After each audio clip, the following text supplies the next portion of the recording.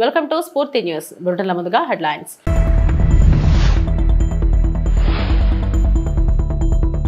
Telangana CM Revanth Reddy నివాసంలో వినాయక చవితి వేడుకలు.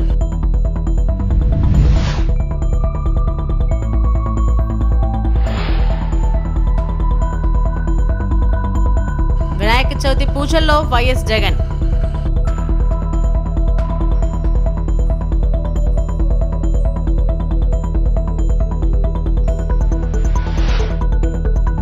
దివ్యాంగుల పింఛన్లపై వైసీపీ తప్పుడు ప్రచారం చేస్తుందన్న home minister Anitha.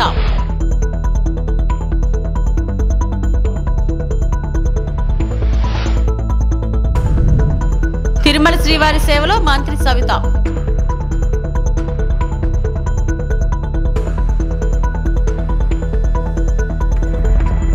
Telangana CM Revanth Reddy నివాసంలో వినాయక చవితి వేడుకలను ఘనంగా నిర్వహించారు. జూబ్లీ హిల్స్ లోని నివాసంలో సతీమణి గీతా కుమార్తె, అల్లుడు, మనవడితో కలిసి సీఎం ఈ వేడుకల్లో పాల్గొన్నారు. ప్రత్యేక పూజల అనంతరం సీఎంతో పాటు తీర్థ ప్రసాదాలను స్వీకరించారు.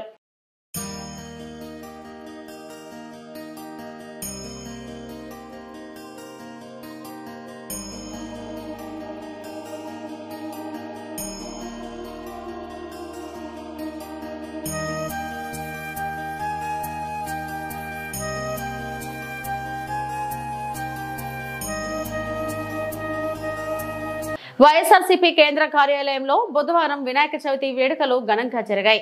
పార్టీ అధినేత మాజీ సీఎం వైఎస్ జగన్మోహన్ రెడ్డి గణనాథుడి తొలి పూజా కార్యక్రమంలో పాల్గొన్నారు.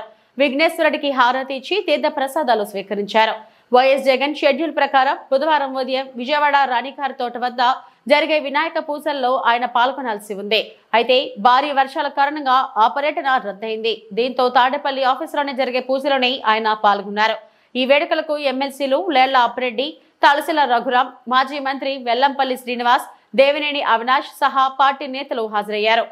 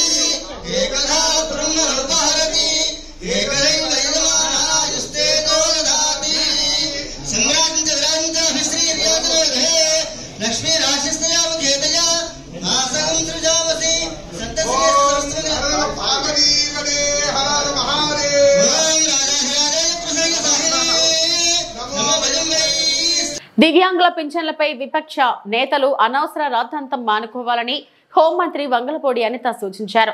కొన్ని పెన్షన్లపై అనుమానంతో కొంతమందికి నోటీసులు పంపిస్తే వారు పెన్షన్లను తీసేసినట్లు కాదని వివరించారు.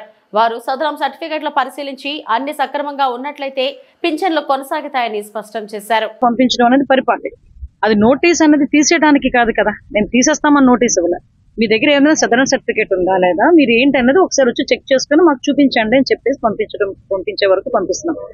ఎక్కడైనా ఏది జరిగినా కూడా దానికి దీనికి లింక్ పెట్టి రాజకీయంగా చేసి దీనివల్లనే చనిపోతున్నారు, దీనివల్లనే సూసైడ్లు చేసుకుంటున్నారని ఒక రాజకీయ దుష్ప్రచారం చేయడానికి సాక్షి టీవీ, సాక్షి ఛానల్ రెడీ అయింది. దాన్ని పూర్తిగా తిప్పికొట్టే బాధ్యత మేము తీసుకుంటున్నాం. ఇటు అర్హులైన వికలాంగులు ఎవరికి కూడా ఎట్టి పరిస్థితుల్లోని పెన్షన్ తొలగింపబడవు. అది చాలా క్లియర్ గా సీఎం గారు చెప్పారు, మేము చెప్పాము, అందరం కూడా చెప్పారు. తిరుమల శ్రీవారిని మంత్రి సవిత దర్శించుకున్నారు. టీటీడీ అధికారులు మంత్రి సవితకు స్వాగతం పలికి దర్శన ఏర్పాట్లు చేశారు. అనంతరం ఆలయంలోకి వెళ్లిన మంత్రి స్వామివారిని దర్శించుకుని మొక్కులు చెల్లించుకున్నారు. తరిగొండ వెంగమాంబ భవనంలో అన్నప్రసాదాల నాణ్యతపై భక్తులు సంతోషం వ్యక్తం చేశారని మంత్రి తెలిపారు. చేరుకున్నాం, భోజనానికి కూడా వెళ్ళాం. భోజనం కూడా చాలా బాగుంది, మరి క్వాలిటీగా ఉంది, క్లీనింగ్ కావచ్చు, ఫుడ్ చాలా బాగుందని భక్తాదులతో కూడా కలిసాం.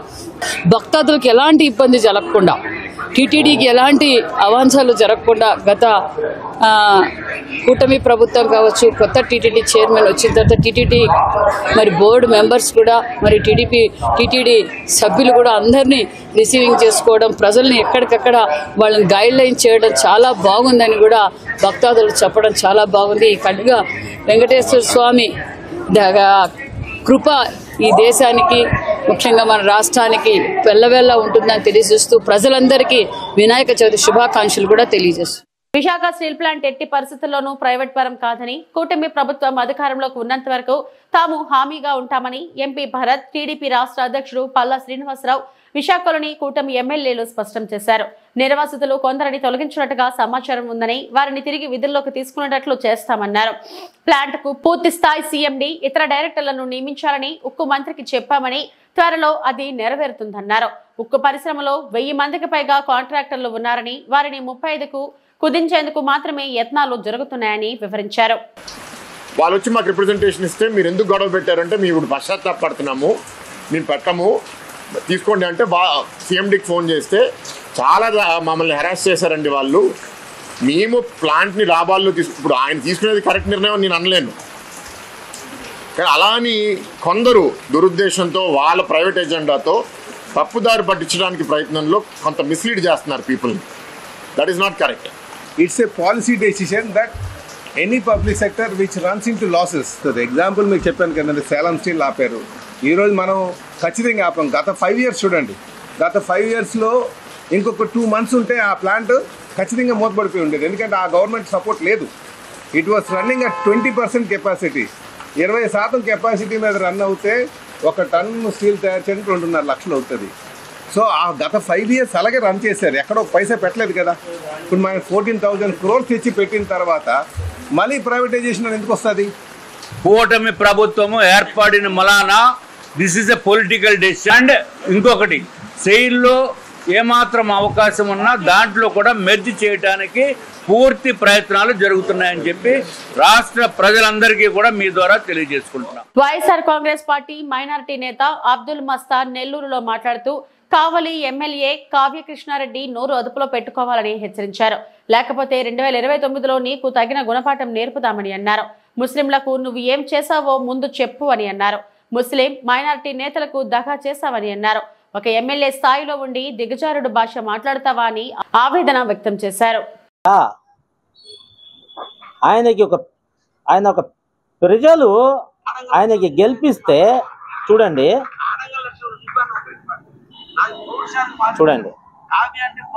ఆయన కూడా సంసారం నా గురించి మాట్లాడుతున్నారు. ఆయన అదో ఆయన నిప్పు అంట, మళ్ళా ఒక గిలాస్ నీళ్లు వేస్తే నిప్పు మొత్తం మాడిపోతుంది, ఆరిపోద్ది. ఈయన కూడా మాట్లాడుతున్నాడు, మళ్ళా ఖబర్దార్ అంట. మన చంద్రశేఖర్ గారు ఎలాంటి నాయకుడు అంటే ప్రజల్లో ఉన్న నాయకుడు. ఆయన ప్రతి ఒక్కడికి అందుబాటులో ఉన్న నాయకుడు. ఏ ఉంటే అది మాట్లాడాడు. ఆయన ప్రజలకి ఏ మంచితనం ఉంటే అదే మాట్లాడతాడు, కానీ ఈయనలాగా లుచ్చలాగా మాట్లాడాడు. కావ్య మేడం లాగా, సారీ కావ్య మేడం కాదు కదా, కావ్య కృష్ణారెడ్డి గారు ఆయన. ఓకే, ఇంకోసారి ఆయనకి మాత్రం కృష్ణారెడ్డి గారు మాట్లాడాము, కావ్య మేడమే అని మాట్లాడతాం. ఎందుకంటే ఆయన ముందు ఉండేది కావ్య. కావ్య అంటే ఏంది మీరే చెప్పండి సారు. కావ్య అంటే ఏంది? పేరు లేడీస్కి పెడతారా, ఆడవాళ్ళకి పెడతారా, లేకపోతే జెంట్స్కి పెడతారా, మగవాళ్ళకి పెడతారా? లేడీస్కి పెడతారు కావ్య అని. నువ్వు కూడా మాట్లాడుతున్నావా మా నాయకుడి గురించి? ఆడంగి ఈడింగ్ అని. ఆడంగి అంటే ప్రజల్లో ఉన్న నాయకుడికి ఆడంగి ఈడంగి చెప్పకూడదయా? మగతున్న నాయకుడు అతను, ప్రజల్లో అందుబాటులో ఉన్న నాయకుడు. మీరు ఏం చెప్తారు? కావ్య మేడం మీసాలు ఉంది కాదే అంటే మీసాలు, మగతనం అంటే మీసాలు కదయా, దాంట్లో ఉండాలా మగతనం అంటే. ఖైరతాబాద్ గణేశుడి ఉత్సవాలు ఘనంగా ప్రారంభమయ్యాయి. తెలంగాణ గవర్నర్ జిష్ణుదేవ్ వర్మ తొలి పూజ చేశారు. కార్యక్రమంలో మంత్రి పొన్నం ప్రభాకర్, ఎమ్మెల్యే దానం నాగేందర్, కాంగ్రెస్ నేతలు పాల్గొన్నారు. వర్షం కురుస్తున్న ఖైరతాబాద్ బడా గణేష్ ను దర్శించుకునేందుకు భక్తులు పెద్ద ఎత్తున తరలివస్తున్నారు. ఈ ఏడాది స్వామివారు శ్రీ విశ్వశాంతి మహాగణపతిగా దర్శనమిస్తున్నారు. 69 అడుగుల ఎత్తు, 28 అడుగుల వెడల్పుతో విగ్రహాన్ని తీర్చిదిద్దారు.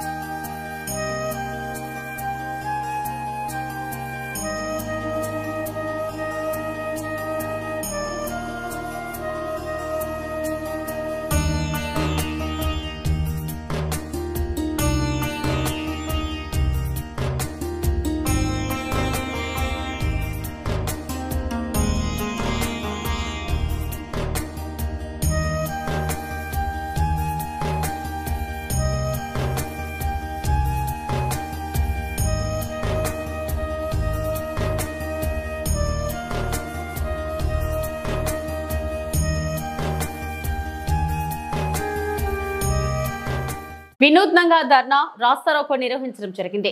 సిపిఎం పార్టీ ఆధ్వర్యంలో గతంలో చేసిన రోడ్డు పనులకు బిల్లులు చెల్లించి వడ్డాది విజయరామరాజుపేట వద్ద కాజ్వేలు నిర్మాణాలు చేపట్టాలి. శాశ్వతమైన బ్రిడ్జి నిర్మాణం చేపట్టాలి. వారం రోజుల్లోగా విజయం రామరాజు కాజువే నిర్మాణం చేయకపోతే దాచేరు వంతెన వద్ద భారీ ఎత్తున ధర్నా జనదీక్ష నిర్వహిస్తాం. కొత్తకోట భారీ గొయ్యల్లో ఏర్పడిన వాటిపై మొక్కలు నాటి ధర్నా నిర్వహించడం జరిగింది.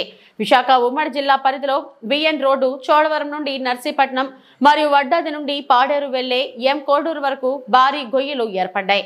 వీటిలో ప్రధానంగా 15 లక్షల మంది ప్రజలు ఈ రోడ్డుపై రవాణా సాధిస్తూ ఉన్నారు. రాష్ట్రంలో ఒక ప్రముఖమైన ఈ రోడ్డుపై వర్షాకాలం వచ్చిందంటే అనేక మంది ప్రయాణికులు ఇబ్బందులు తప్పట్లేదు. అదేవిధంగా గత ప్రభుత్వం ఈ రోజు నుండి ఎన్నో కష్టాలు పడి మేము అధికారంలోకి వస్తే ఈ రోడ్లు వేసేసి మిమ్మల్ని ఏంటంటే మన వచ్చుల్లో తయారు చేసి అద్దాల రోడ్లలో చేస్తామని చెప్పేసి ప్రభుత్వం హామీలు ఇచ్చారు. కానీ ఆ హామీలు నిరంతరం నిమ్మకి నీరెత్తినట్టు అయిపోయింది. కానీ ఈ రోడ్లు మాత్రం రోజుల వేళ మారిపోయి వడ్డాది జరిపించి కూలిపోయి రహదారులకు ఎంతో ఇబ్బంది కలుగుతుందని చెప్పేసి ఈ సభాముఖంగా తెలియజేస్తున్నాం. అదేవిధంగా సిపిఎం పార్టీ నుండి నిరంతరం పోట్లాడు చేస్తున్నా సరే ఎమ్మెల్యేలు ఎంపీలు కూడా రోడ్లెక్కి చేస్తున్నారు. కానీ నిధులంటే తీసుకురావటం లేదని చెప్పేసి ప్రభుత్వానికి అందిస్తున్నాం. నిధులు ఇస్తే అధికారులు పనిచేస్తారని చెప్పేసి అధికారులు చెప్తున్నారు. నిధులు లేని మేము ఎక్కడ పనిచేయాలని చెప్పేసి అధికారులు చెప్తున్నారని చెప్పి ఈ సభాముఖంగా తెలియజేసుకుంటూ సిపిఎం పార్టీ అవకాశం ఇచ్చిన గోవింద్ గారికి హృదయపూర్వక ధన్యవాదాలు తెలియజేసుకుంటూ విరమిస్తున్నాం. వడ్డాది నుండి కాజ్వే నిర్మాణాలు పూర్తి చేసి శాస్త్ర బ్రిడ్జిలు ఇవ్వాలి. వడ్డాది వద్ద బ్రిడ్జి నిర్మాణం చేసి రోల్గుంట కొత్తకోట గ్రామాల్లో గొయ్యలు వెంటనే పోర్చాలి. ఎమ్మెల్యే గారు విజయరామరాజు బ్రిడ్జిని కాజ్వేని చూశారు. ఇప్పటికి 2 వారాలు అవుతుంది. అది నత్తనడకలు అవుతుంది తప్ప కాజ్వే లేదు. దీనివల్ల 15 లక్షల మంది ఉన్నటువంటి జనాలు ప్రయాణికులు అనేక ఇబ్బందులు గురవుతున్నారు. ఎమ్మెల్యే గారు, ఎంపీ గారు, ముఖ్యమంత్రి గారు డబ్బులు తెచ్చండి. డబ్బులు ఇస్తే వెంటనే నిధులు గొయ్యలన్నీ కప్పేస్తారు, బ్రిడ్జిలు నిర్మాణం చేస్తారు. ఆ పని కాకుండా మీరు గొయ్యల్లో నిలబడి కూర్చున్నా రోడ్లు బ్రిడ్జిలు అవ్వవు. మీరు చేయవలసిన పని ఎన్నికల్లో మీరు చెప్పింది ఒకటే. మేము అధికారంలోకి వచ్చి వెంటనే గొయ్యల్ని బ్రిడ్జిల్ని అట్లే నిర్మాణం చేసి శాశ్వతమైన బిఎన్ రోడ్ నిర్మాణం చేస్తా ఉన్నాం. కానీ ఈరోజు నేటికి కూడా సంవత్సరాలు దాటుతున్నా కానీ పైసా విడుదల చేయలేదు. అనేక కార్యక్రమాలు చేస్తున్నారు. వెంటనే విజయరామరాజుపేట వద్ద ఉన్నటువంటి బ్రిడ్జిని పూర్తి చేయాలని, అలాగే బిఎన్ రోడ్డు ఇది వడ్డాది నుంచి మాడుగులు వెళ్ళేది, అలాగే వడ్డాది నుంచి చోడవరం వెళ్ళేది, వడ్డాది నుంచి అలాగే అనకాపల్లి రోడ్డుని మరమ్మతు చేయాలని మేము సిపిఎం పార్టీగా ఈరోజు మొక్కలతో నాటి వినియోగమైన కార్యక్రమం చేస్తున్నాం. ఇప్పటికైనా ప్రభుత్వం స్పందించకపోతే ఎంపీని ఎమ్మెల్యేలు కూడా ఈ వద్ద మీ పెద్ద ఎత్తున ఆర్థిక కూడా ఆందోళన చేస్తామని చెప్పి భావిస్తూ ఈ అవకాశం మీ అందరికీ ధన్యవాదాలు చేస్తే మనం రేణిగుంట ప్రెస్ క్లబ్ అసోసియేషన్ ఆధ్వర్యంలో వినాయక చవితి వేడుకలు బుధవారం ఘనంగా జరిగాయి. నూతనంగా ఏర్పాటు చేసిన ప్రెస్ క్లబ్ కార్యాలయంలో వినాయకుని ప్రతిమను ప్రతిష్ఠించి సభ్యులు భక్తిపూర్వకంగా ప్రత్యేక పూజలు నిర్వహించారు. అనంతరం జర్నలిస్టుల సంక్షేమం కోసం ప్రార్థనలు చేసి భవిష్యత్తులో రక్తదానం, ఆరోగ్య శిబిరాలు వంటి సేవా కార్యక్రమాలను క్లబ్ ఆధ్వర్యంలో చేపడతామని సభ్యులు తెలిపారు. భక్తి, సేవా స్ఫూర్తి కలిసిన ఈ వేడుకల్లో ప్రెస్ క్లబ్ అధ్యక్షులు, సభ్యులు పాల్గొని ఐక్యతను ప్రతిబింబించారు.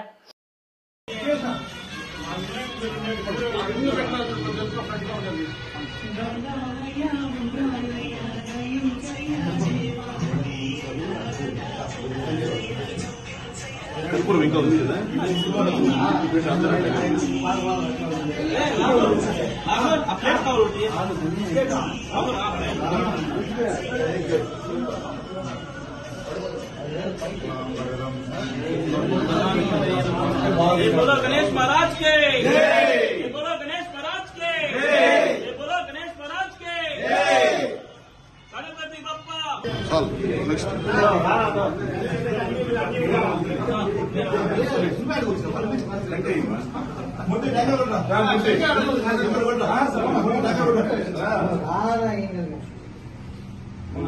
పట్టణాధ్యక్షులు, జిల్లాధ్యక్షులు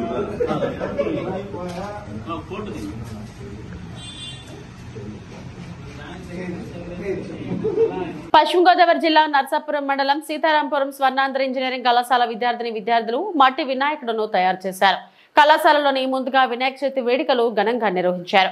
కార్యక్రమంలో కాలేజ్ మేనేజ్మెంట్ సభ్యులందరూ కూడా పాల్గొని గణేష్ కు పూజలు చేశారు. పర్యావరణ పరిరక్షణను కాపాడుకునేందుకు విగ్రహాలు తయారు చేయడం జరుగుతుందని కళాశాల డైరెక్టర్ పులవర్తి వెంకటేశ్వరరావు తెలిపారు. ఈ సందర్భంగా ఆయన మాట్లాడుతూ కేంద్ర ప్రభుత్వం వినాయక చవితి సందర్భంగా పట్టణాల్లోని, గ్రామాల్లోని మట్టి వినాయక విగ్రహాలకే పూజ చేయడం వల్ల పర్యావరణం కాపాడుకోగలుగుతామన్నారు. గోదావరి నదులలో మట్టి విగ్రహాలు కలిపితే ఎటువంటి కాలుష్యం ఉండదని ఆయన తెలిపారు. ఈ పద్ధతి భావితరాలకు కూడా తెలియపరిచేలా ఉండాలన్నారు. ఈ కార్యక్రమంలో హెచ్ఓడి రామకృష్ణ, విద్యార్థులు పాల్గొన్నారు.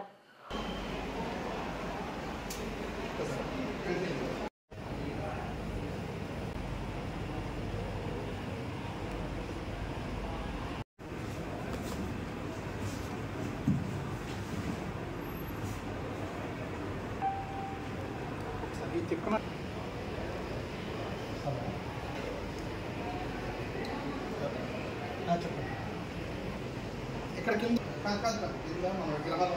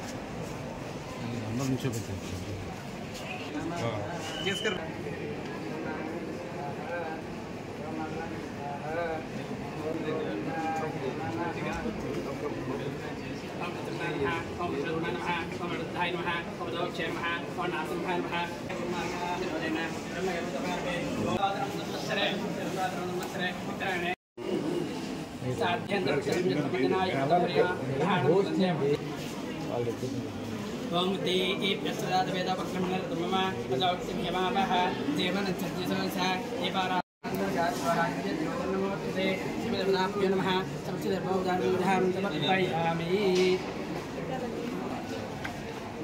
देवदेवताभ्यो नमः समचिदर्भोदानुधानं नमः वेदव्यां वृद्धाय नमः आवरणव्यां कालाय नमः कृष्णान्तार्यामि कल्पनाय नमः